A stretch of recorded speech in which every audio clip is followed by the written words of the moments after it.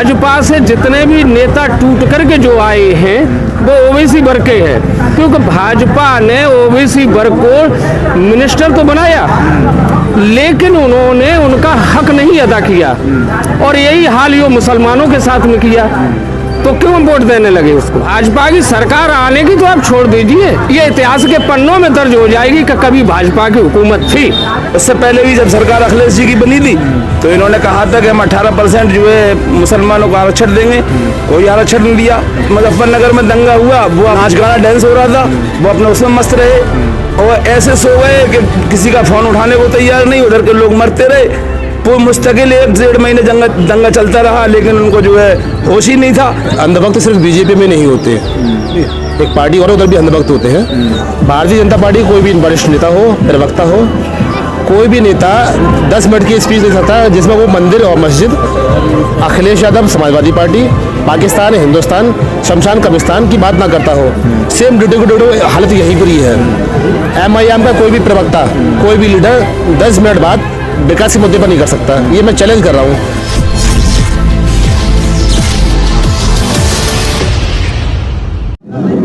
आप इधर ही आइए, इनसे मिला, इन्हीं के साथ परिचय करा देंगे फिर आपका, और क्या।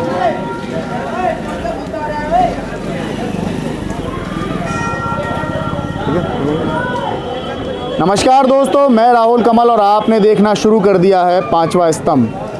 गणतंत्र दिवस का दौर चल रहा है। इसी सप्ताह हम लोग जगह जगह वही चुनावी संग्राम ढूंढते हुए फिरोज़ाबाद की अलग अलग जगह पर पहुंच रहे हैं। आज फिरोज़ाबाद में हम लोग मौजूद हैं आकाशवाणी रोड पर।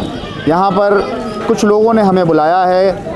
चुनावी माहौल है, पूरे उत्तर प्रदेश में चुनावी संग्राम मचा हुआ है। हम लगातार जगह जगह जाकर लोगों की बातचीत, लोगों का विचार, मत आपके सामने पेश कर रहे हैं वीडियो के माध्यम से। आप लगातार प्यार दे रहे हैं, बड़ा अच्छा लग रहा है और जितनी उम्मीद नहीं थी उससे कहीं ज़्यादा आप लोग शेयर कर रहे हैं और कहीं ज़्यादा आप लोग वीडियोज़ का पसंद कर रहे हैं। हम हमेशा कहते हैं कि वीडियोज़ की जो कमी है, हम तारीफ़ से खुश होने वाले लोग नहीं हैं। वीडियोज़ की जो कमी है वो कमेंट सेक्शन में बताया करिए। और कई सारे लोग बस तारीफ़ ही करते हैं, तो हमारी उनसे गुजारिश है कि लोग वीडियो के बारे में कमियां भी बताया करिए। कई सारे लोगों ने हमें आकाशवाणी रोड पर आज यहाँ बुलाया है। इनसे बातचीत करेंगे और जानेंगे कि इन चुनावों में फिरोज़ाबाद और उत्तर प्रदेश में क्या होने वाला है, किसकी सरकार होने वाली है, पुरानी सरकार रिपीट होने वाली है या नई सरकार चुनी जाने वाली है।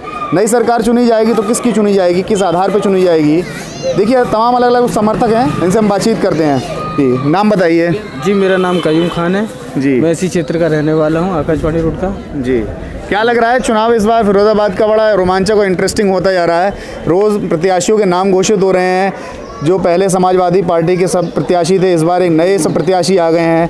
बीजेपी ने पुराने चेहरे को उतारा है। किस तरफ जाएगा फिरोज़ाबाद का चुनाव इस बार? फिरोज़ाबाद चाहता है अब नया बदलाव, फिरोज़ाबाद चाहता है नया चेहरा, और इसमें इस बार नए चेहरे की ज़रूरत है। इस बार अक्षय यादव जी और अखिलेश यादव जी इसमें पूरा भरपूर सम्मत है। और यहाँ फिरोज़ाबाद में जो छुट्टन भाई है, जो यहाँ के विधायक हैं, बहुत अच्छा अहम रोल निभाएंगे। जो इससे पहले विधायक थे उनसे अच्छा। कई लोग आपस में शहर में समाजवादी पार्टी में रोष है आपस में कि वो लग रहा है कि नया चेहरा है, अगर मनीष सिसोदिया जैसे ताकतवर नेता को टक्कर नहीं दे पाएंगे। उन लोगों के बारे में क्या कहना है आपका? नहीं, ऐसा नहीं है। ये भी काफ़ी पुरानी पॉलिटिक्स करते हुए आज चले आए हैं और बहुत ही अच्छा चेहरा है पूरे क्षेत्र में, पूरे शहर फिरोज़ाबाद में इनसे अच्छा है। और भी हैं पर ये और अच्छे हैं क्यों, ये सभी लोगों को एकत्र करके चलते हैं, इकट्ठा करके लोगों को चलते हैं। 2 दिन पहले जब इनका नाम घोषित हुआ था प्रत्याशी के तौर पे, तब एकदम से मायूसी सी दिखाई दे रही थी, और 2 दिन बाद कल से जब हम लोग कवरेज कर रहे हैं, लोगों को देख रहे हैं, तो चेहरा कुछ और है। अब एकदम माहौल ऐसा लग रहा है कि समाजवादी पार्टी की तरफ जा रहा है। और 2 दिन पहले जब नाम घोषित किया था तो लोग कह रहे थे कि अजीम भाई को मिलना चाहिए था, खालिद जी को मिलना चाहिए था। तमाम अब उनके जो समर्थक हैं, जो उनका एक गुट है, अब वो सपोर्ट करेगा इस चुनाव में? जी, वो भी सपोर्ट करेंगे। अजीम भाई हैं और खालिद नसीर साहब हैं और छुट्टन भाई, ये चर्चित चेहरे हैं, क्षेत्र के चर्चित चेहरे हैं, बहुत अच्छे लोग हैं। अब नंबर किसी न किसी को तो आना था। अब इस बार पार्टी ने नया चेहरा उतारा है और ये उभरता हुआ दिख रहा है और इस बार आगे जीत हासिल होगी। MIM की वजह से कोई नुकसान होने तो नहीं जा रहा है इस बार फिरोज़ाबाद में? नहीं, ऐसा कुछ नहीं है। MIM की तरफ से कोई नुकसान नहीं है। बहुत अच्छी उन्होंने रैली की थी उनके ओवैसी साहब ने, और उनके समर्थक तमाम शहरों में पूरे में घूम कर प्रचार कर रहे हैं। कह रहे हैं कि मुसलमान को अब हिस्सेदारी की बात करनी चाहिए। तो ऐसा तो नहीं मुसलमान भटक जाएगा और समाजवादी पार्टी से हाथ पीछे खींच ले? नहीं नहीं, यह उत्तर प्रदेश की राजनीति है। यहाँ पर सपा सरकार रहेगी और यहाँ पर हमारे छुट्टन भाई हैं और भी लोग हैं जो सपोर्ट के लिए बहुत टीम है यहाँ पर। इस बार छुट्टन भाई जीतेंगे, यही है मेरा समर्थन। चलिए चलिए, आपका नाम? वैद उस्मान खान। जी, आप यहीं रहते हैं? जी हाँ। तो क्या लग रहा है किस पार्टी की तरफ सपोर्ट जा रहा है इस बार आप लोगों का? देखिए, वक्त की ये नजाकत है कि हमारे फिरोजाबाद में हमेशा जो है बदलाव रहा है। अब इस टाइम पे जो समाजवादी पार्टी का जो चेहरा है, उभरता हुआ चेहरा है, और इसके साथ साथ जो है ये बहुत पुराना सक्रिय कार्यकर्ता है। और ये नए पुराने जो है मेंबर जो बदलने की बात है, ये पार्टी की फीडिंग के ऊपर डिपेंड होता है कि पार्टी किसको चाहती है उसको देती है।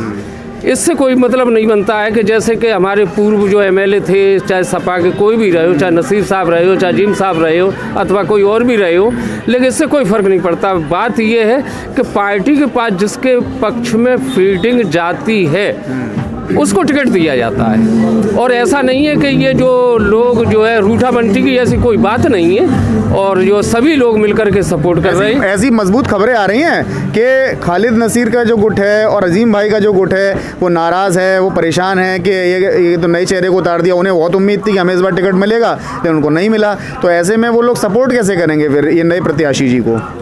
देखिए, ऐसा है कि एक आदमी के सपोर्ट करने से कुछ नहीं होता है। बात जो है समुदाय की बात होती है। समुदाय जनाधार है ना? नहीं, तो जनाधार है तो जनाधार तो दूसरे के पास भी तो है। अब उनके पास जनाधार अगर जैसे है कि तो उनका जनाधार अगर एक लेवल पर अगर ये ऐसा होता है कि वो मुस्लिम जनाधार है, लेकिन हमारी समाजवादी पार्टी के पास हर कौम का जनाधार है। यही एक इस पार्टी की मजबूती है। तो कहीं नए प्रत्याशी की वजह से नुकसान उठाना तो नहीं पड़ जाएगा? मुझे जो है 100% उम्मीद ये है कि नए प्रत्याशी के फर्क नहीं है। बात मामला समाजवादी पार्टी का है। और जो मुस्लिम समाज के जो यूथ वर्ग है, जो नया नौजवान खून है, वो लगातार AIMIM की तरफ जा रहा है। हम देखिए तमाम अपनी कवरेज कर रहे हैं। इस बात से बिल्कुल नकारा नहीं जा सकता कि MIM का फैक्टर तो है। अब वो कितना है कितना नहीं वो एक अलग बहस का मुद्दा है, लेकिन नया यूथ जो है, जो नए जवान लड़के हैं, वो सब MIM से जुड़ रहे हैं। तो वो वोट डाइवर्जन नहीं होगा? देखिए, इस मोड़ पर एक बात ये है कि डाइवर्जन होगा कि नहीं होगा ये तो भविष्य की बात है। अभी तो उनका प्रत्याशी भी शायद मेरा अंदाजे को घोषित नहीं हुआ है। लोगों में एक सोच ये बनी है कि भाजपा मुक्त प्रदेश और देश होना चाहिए।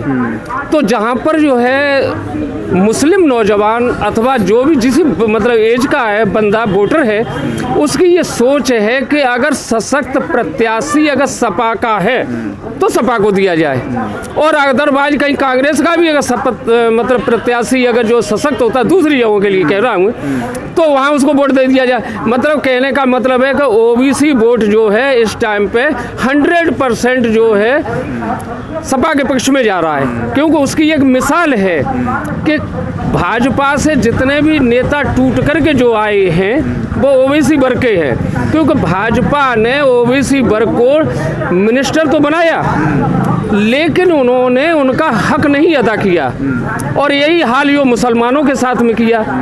तो क्यों वोट देने लगे उसको? तो सरकार नहीं आएगी इस बार भाजपा की? भाजपा की सरकार आने की तो आप छोड़ दीजिए, ये इतिहास के पन्नों में दर्ज हो जाएगी कि कभी भाजपा की हुकूमत थी। वो तो कह रहे हैं हमने इतना अच्छा काम करा कि इस बार हम लोग पिछली बार से भी ज़्यादा सीटें जीतेंगे। नहीं तो ठीक है, उसका फैसला जो है 10 मार्च को हो जाएगा।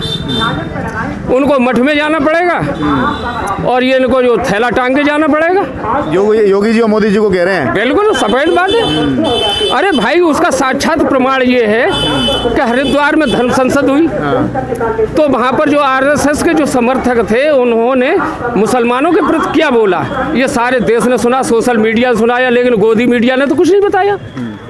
अब जब सुना है तो मुसलमान वोट क्यों देने लगा? और फिर हमारे मोदी जी ने तो सीधा सीधा जो है वो योगी जी ने सीधा सीधा घोषित कर दिया है कि 20% और 80%, लेकिन हमारे जो है भाजपा के टूट करके जो लीडर आए उन्होंने स्पष्ट शब्दों में कर दिया कि नहीं, 15% और 85%। उनका इशारा ये है ये नारा तो अक्सर बसपा का भी रहता है 1585 का। वो लोग भी कहते हैं कि हम लोग तो हमें बहुजन से मतलब है, हमें उन 15% सवर्णों से कोई मतलब नहीं है। तो आप लोग पहले जब बसपा की सरकारें थी तब मुसलमान समाज उनको समर्थन करता था, तो उनको समर्थन करना भी तो एक तरह से विघटन का समर्थन करना हुआ। नहीं तो अब यहाँ पर मोड़ अलग फंस गया है। ये समय समय की बात है। हालांकि भाजपा ने, बसपा ने किसी जमाने में एक नारा दिया था कि तिलक तराजू और तलवार उन्हें मारो जूते चार। ये मतलब बहुत भद्दा नारा था। मुसलमान इस बात के पक्ष में नहीं है कि कभी भद्दा नारे को इस्तेमाल किया जाए, लेकिन ये तो हमारे जो है वक्त के हुक्मरान योगी जी ने साफ कह दिया 20% और 80%। तो इशारा ये था कि 20% जो मुसलमान हैं और 80% हिंदू हैं, लेकिन ये उनकी सोच है, ये उनकी सोच है। चलिए, हिंदू होना अलग बात है। आपका नाम, आप पार्षद हैं यहाँ के, नाम और परिचय दीजिए। मेरा मोहम्मद अकरम नाम है, वार्ड नंबर 55 ताड़ा वाली बगिया से पार्षद हूँ। जिस जगह हम खड़े हैं अभी, इस जगह के पार्षद आप ही हैं? हाँ जी, पार्षद यहाँ का मैं ही हूँ जी। तो आप पार्टी से थे कि निर्दलीय थे? निर्दलीय थे। तो समर्थन तो करते होंगे किसी न किसी को? हाँ, समर्थन करते हैं। किसका समर्थन करते? पहले समाजवादी पार्टी में रहे थे हम, अब जब हमारा टिकट काट दिया था तो इसलिए हमने उनको विरोध किया। आज हम समाजवादी पार्टी को समर्थन कर रहे हैं। नहीं, आपने तो विरोध कर रहे थे, आप बता रहे थे जब हमारा टिकट काट दिया था। हाँ। और अब फिलहाल में? अब फिलहाल में हम समाजवादी पार्टी के साथ हैं। साथ हैं? जी। अच्छा। तो लग रहा है सरकार बन जाएगी समाजवादी पार्टी की? बिल्कुल निश्चित है, समाजवादी पार्टी की सरकार बनेगी। तो ये बताइए, अब आप बता रहे हैं कि आपका टिकट काट दिया था तो आप नाराज़ हो गए थे, है ना? जी। अब इस बार भी कई सारे लोगों का टिकट काटा गया है, तो वो लोग भी नाराज़ होंगे। बिल्कुल। तो वो लोग भी पार्टी छोड़ करके जाएंगे, विरोध करेंगे, तो उसका नुकसान शहर में और प्रदेश में उठाना नहीं पड़ेगा? ऐसा है, हम तो छोटे नेता थे ना, हमारी तो छोटी सी राजनीति थी, एक वार्ड की। पार्षद तो एक जगह का विधायक ही होता है, एक मोहल्ले का विधायक होता है।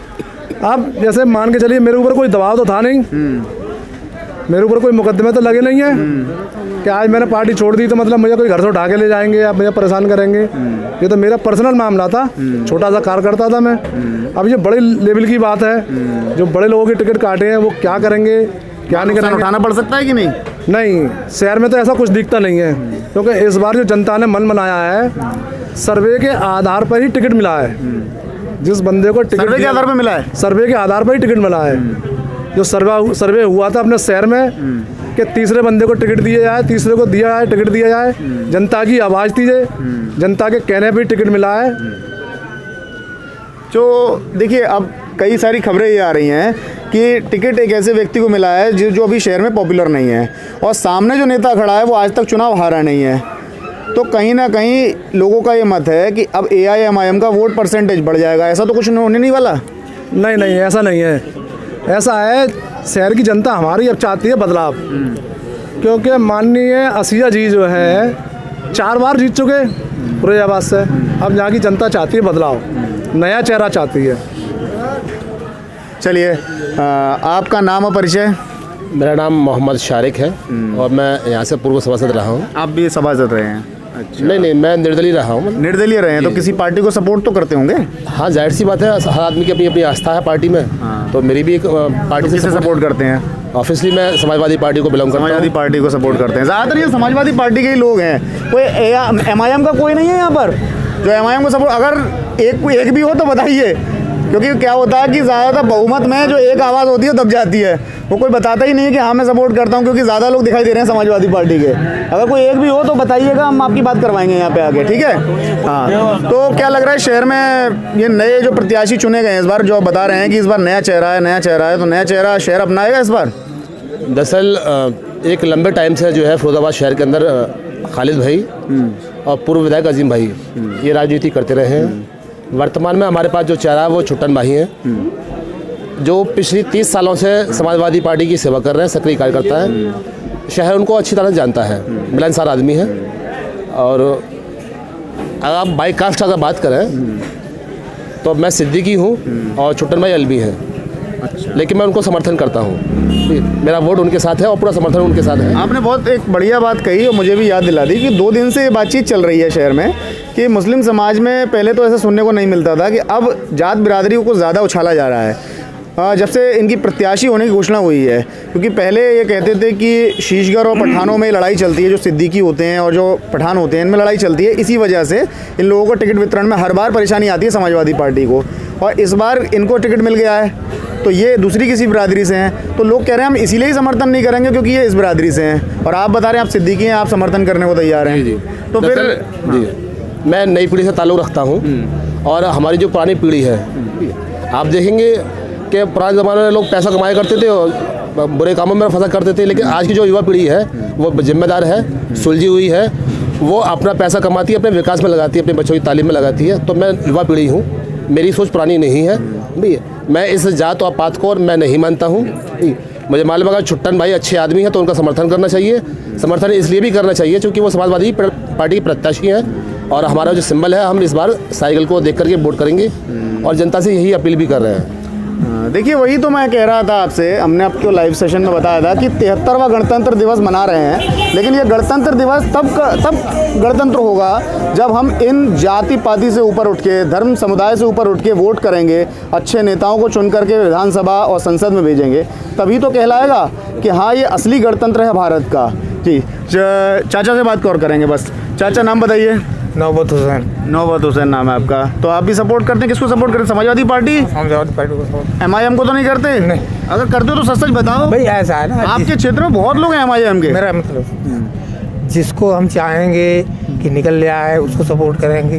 अभी उनकी कोई पहचान नहीं है इसलिए अभी नहीं करते। अच्छा देखो ये भी तो एक तरीका अलग हो गया कि अगर जैसे मान लो किसी की लहर चल रही है, क्या होता है हमारे देश में लहर का सिस्टम बहुत अच्छा है कि जैसे मोदी लहर आ गई, योगी लहर आ गई कहते हैं ना, तो लहर के साथ वोट डालना भी तो सही नहीं है। सही प्रत्याशी चुनना चाहिए, चाहे वो किसी भी पार्टी से हो। नहीं, सही प्रत्याशी भी चुनना चाहिए, लेकिन ये भी देखना चाहिए कि हमारा वोट खराब तो नहीं हो रहा, सही जा रहा है कि नहीं जा रहा है। मतलब जीत में दर्ज कराना चाहते हैं वोट आप अपना। जी देखिए, और आप नाम बताइए। विशाल। विशाल नाम है आपका, यहीं रहते हैं? तो आप किसे सपोर्ट करते हैं? हम साइकिल को सपोर्ट करते हैं। सरकार बनेगी? बिल्कुल बनेगी। अच्छा, तो बीजेपी के यहाँ जो इतनी बार के, जो 2 बार के विधायक हैं, इतने कद्दावर नेता हैं, अभी तक हारे नहीं है कभी, तो इतना हरा पाएंगे इनको ये छुट्टन भाई? क्यों नहीं हरा पाएंगे? छुट्टन भाई का बहुत वोट है। छुट्टन भाई का वोट है? लोग कह रहे हैं वो तो नए प्रत्याशी हैं। छुट्टन भाई तो उसी पार्टी के है ना। पार्टी तो पुरानी है, प्रत्याशी नए हैं। हाँ, प्रत्याशी नए हैं तो अब तो वो उनको दूसरे उस पर बढ़ेगी। नाम बताइए आप। ये तो कभी कई सारे आप MIM के हैं? जी हाँ। नाम बताइए। मेरा नाम नसीमुद्दीन है। नसीमुद्दीन है। यहाँ तो ये सारी भीड़ देख रहे हैं आप, ये सारी की सारी समाजवादी पार्टी की है, और आप ही को ढूंढा जा रहा था कि कोई MIM का सपोर्टर नहीं है यहाँ पर। और वैसे हमें MIM का यूथ जो लड़के बहुत मिलते हैं घूमते फिरते कि MIM इस बार जीतेगी फिरोजाबाद में और प्रदेश में भी, तो ये दावे तो सब खारिज कर रहे हैं, कह रहे हैं जीत नहीं पाएगी। बहुत नौजवान हैं। अब ये है कि आपस के वोटर जो है बड़ा, आज के वोटर बहुत समझदार हो गया है, उसे सोच समझ के बहुत जागरूक हो चुका है। उसको मालूम है कि आज हमें करना क्या है और हमारा मुस्तकबिल किस में है। समाजवादी पार्टी ने तो हमेशा लूटा है, लूज खटोस कर दिया। आज तक वोट लिया, अपना काम सीधा किया, उसके बाद मुसलमानों को जो है एक पैसे में नहीं गुना उन्होंने। उससे पहले भी जब सरकार अखिलेश जी की बनी थी तो इन्होंने कहा था कि हम 18% जो है मुसलमानों को आरक्षण देंगे, कोई आरक्षण नहीं दिया। उसके बाद दंगे का मसला आया, जो कहते दंगा, मुजफ्फरनगर में दंगा हुआ, वो अपने वहाँ जो है नाच गाना डांस हो रहा था, वो अपने उसमें मस्त रहे और ऐसे सो गए कि किसी का फ़ोन उठाने को तैयार नहीं, उधर के लोग मरते रहे। पूरे मुस्तकिल 1-1.5 महीने दंगा चलता रहा, लेकिन उनको जो है होश ही नहीं था। अब मुसलमान पिटता भी है, मरता भी है, हमें तो जो आता है वो मारता ही वो चलाता है, जो सबसे बड़ा बनेगा वही मारना चलाएगा हमें, तो हम वोट भी दें और पिटे भी, ये कौन सा तरीका भाई? ये लोग इनका आरोप है आप पर कि आपकी पार्टी जहां लड़ती है वहाँ बीजेपी को फायदा पहुंच जाता है, आपको बीजेपी के सीधे सीधे बी टीम कहा जाता है। तो अब फिरोजाबाद में भी आप लड़ेंगे और तमाम 403 सीटों पे भी आप लड़ेंगे, तो दोबारा ये कह रहे हैं कि अगर आप लड़ रहे हैं तो आपकी वजह से भाजपा की सरकार फिर से बन जाएगी। ये तो भाई लोकतंत्र अधिकार है, हम हर व्यक्ति को अपनी जो है बात रखने का अधिकार है, इलेक्शन लड़ सकता है संविधान के मुताबिक, इसलिए ये हमारा संविधान है, हमारा हक है, हम लड़ सकते हैं। अब बी टीम या वो है ये तो ये बताए गए, उनके घर के सदस्य जो है बीजेपी में जा रहे हैं और हमारा तो AMIM वाला कोई भी नहीं जा रहा, और अल्लाह का शुक्र है सबके सब बहुत खुश हैं और कह रहे हैं हम खुल के वोट देंगे और कुछ भी हो इस बार जो है हम AMIM को जो है जिताकर ही दम लेंगे। जनाधार बनेगा यहाँ पे फिरोजाबाद में? बनेगा, तो सभी लोग कह रहे हैं कि छोटन भाई की तरफ जा रहे हैं ये लोग तो सारे के सारे। अब जो वक्त बदलाएगा। आपका तो उम्मीदवार भी नहीं, वो आरोप लगा रहे हैं, कोई उम्मीदवार ही नहीं अभी तक आपका। उम्मीदवार है कैसे नहीं है उम्मीदवार? अभी तक कोई घोषित ही नहीं हुआ आपका। कोई बात नहीं है, आ जाएगा। तो ये तो तमाम आरोप लगा रहे हैं कि अखिलेश यादव ने तो अपने समय में मुसलमानों ने कुछ किया नहीं और वादा किया और वादा खिलाफी कर दी, इसीलिए अब उनको MIM की तरफ जाना पड़ रहा है। आज 26 जनवरी का दिन है।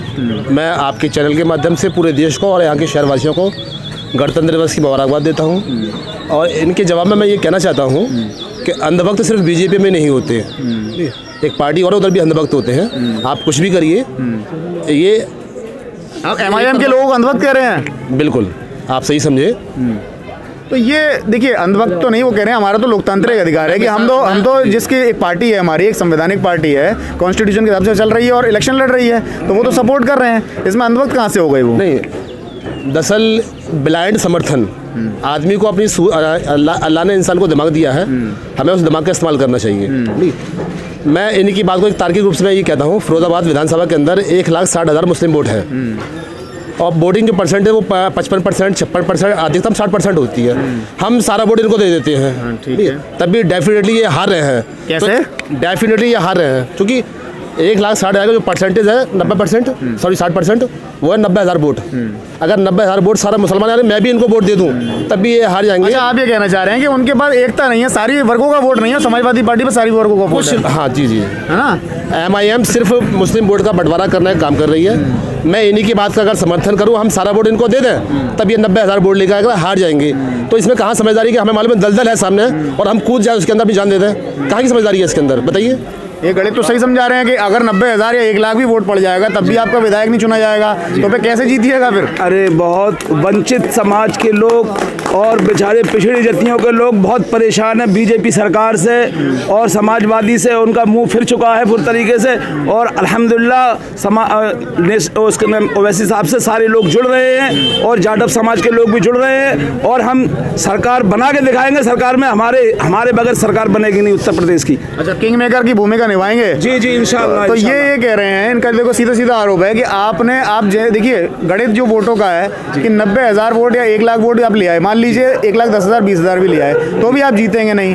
अब आपका जो प्रत्याशी होगा वो मुस्लिम कैंडिडेट होगा जी। आपकी पार्टी हिंदू वर्ग में ज़्यादातर जाती नहीं है, दलित समुदाय में थोड़ा बहुत पकड़ है, तो फिर वहाँ जो सवर्ण समाज है, जो OBC वर्ग है, उन लोगों में कैसे पकड़ बनाएंगे आप? जाएंगे, मुलाकात करेंगे उन लोगों से भी। वो लोग बुला रहे हैं हम लोगों को कि आइए हमसे मुलाकात कीजिए, हम सपोर्ट करेंगे, वोट देंगे आपको। ऐसा कैसे सोच लिया? जाएंगे, सबसे मुलाकात करेंगे, हमारे भाई है वो हमारी हिस्सेदारी लेके रहेंगे, यानी कि हिस्सेदारी लेकर रहेंगे इंशाल्लाह। हिस्सेदारी रहेगी। समाजवादी पार्टी में हिस्सेदारी नहीं है, वो भी तो खूब टिकट देते हैं मुसलमानों को। तो समाजवादी पार्टी के बोर्ड टिकट देते हैं लेकिन सुनते नहीं किसी की। वो विधायक बनाने के बाद वो विधायक की भी नहीं सुनते, वो सिर्फ अपनी चलाते हैं बस।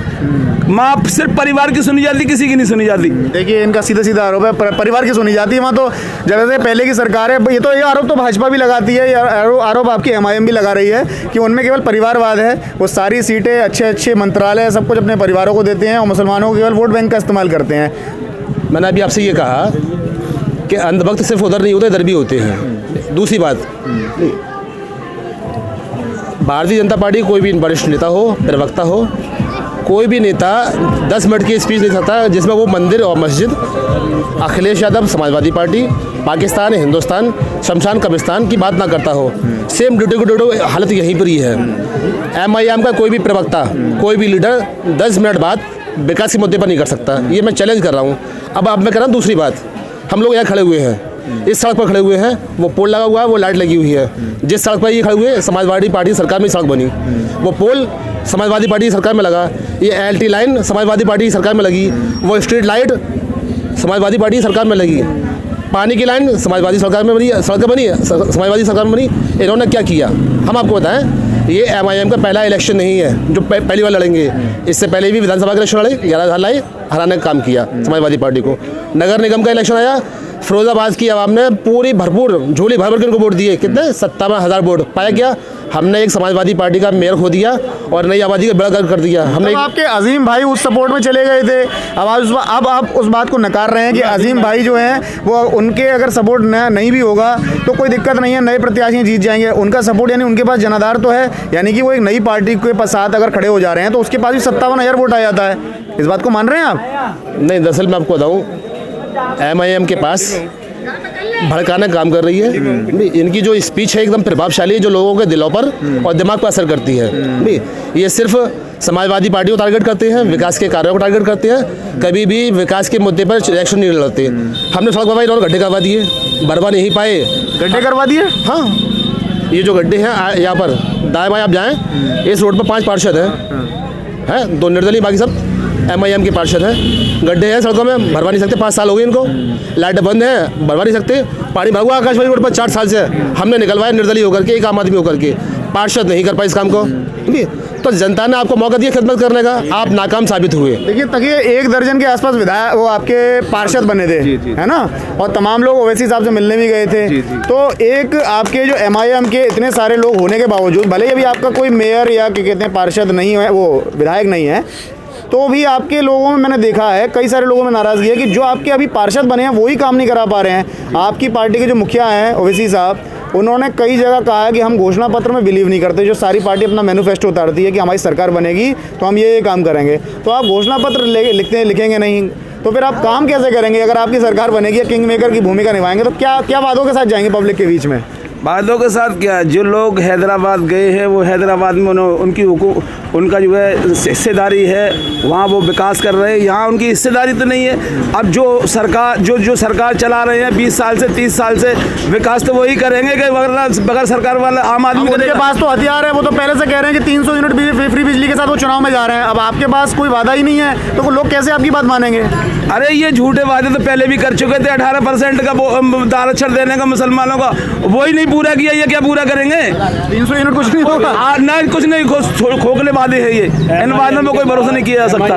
MIM के पास कोई वादे नहीं है, सिर्फ और सिर्फ भड़काऊ भाषण के वादे होते हैं। भाई नई युवा पीढ़ी की बात कर रहे थे अभी आप, कि नई युवा पीढ़ी उसमें जा रही है MIM में। कोई नई युवा पीढ़ी नहीं जा रही है। भाई नई युवा पीढ़ी भी ये देखती है कि हमारे पक्ष में कौन खड़ा हुआ है। हमारे रोड बनवाए अजीम भाई सपा सरकार में। भाई यहाँ पर पानी की जो जितनी भी कमताई थी, भाई आप भी देख रहे होंगे कि मुसलमान और इधर उधर सब जगह पानी की कितनी कमताई थी, सॉल्व किसने की? समाजवादी पार्टी ने। भाई यहाँ पे अंधेरा रहता था, जगह जगह पे लाइटें लगवाई हैं समाजवादी पार्टी ने। हम नई युवा पीढ़ी हैं, हम जितने लड़के यहाँ पे खड़े नई युवा पीढ़ी के, ये सारे समाजवादी पार्टी के समर्थक हैं और इंशाल्लाह समाजवादी पार्टी ही जीतेगी यहाँ पे। ये तो समाजवादी पार्टी निकलेगी। 300 यूनिट ये तो कह रहे हैं बिल्कुल झूठ है, साफ साफ कुछ नहीं होने वाला है। 18% का वादा किया था वो भी आज तक पूरा नहीं हुआ, 300 यूनिट भी पूरा नहीं होगा। देखिए, मैं इस बात को ये कहूँगा, अगर हमने 100 वादे किए, अगर 100 में से हमने 98 काम किए, इसका मतलब हमने 100% काम किया। नहीं, 100 में से हमने 2 काम किए, 98 काम नहीं किए, ये बात हमारा झूठा होता है। लेकिन हमने 98% काम किए हैं। इनकी मिसाल मैं ये देता हूँ, लोग यहाँ खड़े हुए हैं, पिछली सरकार समाजवादी पार्टी की सरकार थी। नहीं, हर घर में वृद्धावस्था पेंशन, समाजवादी पेंशन। ऐसे बूढ़े लोग जो ज़ईफ़ हैं, जो 60 साल से ऊपर थे, समाजवादी पार्टी की सरकार ने समाजवादी पेंशन देने का काम किया। जो ठेला रिक्शा चलाते थे, सिर्फ जिला फिरोजाबाद में 52,000 लोगों को ये पेंशन मिलने का काम करी। लैपटॉप योजना, जिन बच्चों ने हाई स्कूल एंटर किया उनको लैपटॉप मिले। कन्या विद्याधन भी, हमारे ही घरों की मुस्लिम बेटियों को कन्या विद्याधन के अंतर्गत उनको 30,000 रुपये दिए गए। हमारी बेटी और सकल योजना के अंतर्गत उनको 30,000 रुपये दिए गए। ये आरोप तो आपके ऊपर प्रदेश के मुख्यमंत्री भी लगा रहे हैं कि जो बिजली नहीं दे पाए वो फ्री बिजली कहाँ से देंगे? बिजली की व्यवस्था कहते हैं कि हमने आके सुधारी है, अब जाकर के जो बिजली मिल रही है वो हम दे पाए हैं। वो जब बिजली ही नहीं दे पाए तो फ्री बिजली कैसे दे पाएंगे? वैसे ही उनका बता रहे हैं, अगर आप आंकड़े देखें तो बिजली विभाग जो है उत्तर प्रदेश का, वो तकरीबन 20,000 करोड़ के नुकसान में चल रहा है। तो ऐसे में फ्री बिजली कैसे मिल पाएगी? देखिए, समाजवादी पार्टी ने जब ये घोषणा करी कि हम 300 यूनिट बिजली फ्री देंगे, एक्शन क्या हुआ? भाई योगी जी ने कहा कि हम जो बिजली की रेट है वो हाफ़ कर देते हैं, जो फिक्स चार्जेस है उसको हाफ़ कर देते हैं। इसका मतलब ये हुआ कि आपने 5 साल सत्ता चलाई, लोगों के साथ जुल्म किया आपने। आप चाहते ये काम 5 साल पहले कर सकते थे। नहीं, तो जहाँ सरकार तमाम सारे प्रोजेक्टों पर ऐसा खर्च करती है, तो जनहित का ये काम है। अगर 300 यूनिट फ्री होते तो लगभग डायरेक्ट एक परिवार को लगभग 2000 रुपये का फ़ायदा पहुंचेगा सीधा सीधा भी। और सरकार वो अच्छी होती है जिसका फ़ायदा आवाम को मिले भी। हम इस चीज़ का समर्थन करते हैं भी। सरकार ने तमाम सारे घोटाले करे हैं, तो कुछ सरकारें ऐसी हैं जो अच्छा काम कर सकती हैं। चलिए, ये थी बातचीत। और देखिए क्या होगा, ये तो अब 10 मार्च ही बताएगा कि उस दिन ईवीएम जब खुलेगी तब देखा जाएगा कि 300 यूनिट का वादा निभाया जाएगा या हैदराबाद से जो इनके दोस्त आए हैं उनकी बात लोग मानेंगे या बीजेपी का रथ चलेगा। आप हमारे साथ बने रहिए, ऐसे ही प्यार देते रहिए और देखते रहिए 5वां स्तंभ। धन्यवाद।